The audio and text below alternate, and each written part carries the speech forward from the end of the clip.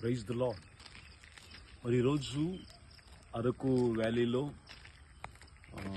ఈ ప్రదేశం అంతటిని, ప్రాంతం అంతటిని దేవుడు చేసిన ఈ సృష్టిని, అందమైనటువంటి ఈ చెట్లు, పువ్వులు, కొండలు, లోయలు, ఈ ప్రదేశం అంతటిని చూస్తూ ఉంటే దేవుడు ఎంత గొప్పవాడో, ఎంత అద్భుతమైనటువంటి సృష్టిని చేశాడో మనకి అర్థమవుతూ ఉంది. పరిశుద్ధ గ్రంథం 84వ కీర్తనలో ఇశ్రాయేలు ప్రజలను గూర్చి వ్రాయబడిన మాట, యాత్ర చేయు మార్గములు వారికి అతి ప్రియములు అని వ్రాయబడి ఉంది.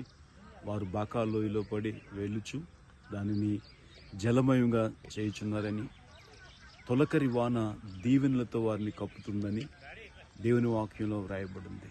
నిజంగా ఇశ్రాయేలీలు చేసినటువంటి యాత్ర, ఆ ప్రయాణాలు గుర్తుకొస్తూ ఉన్నాయి.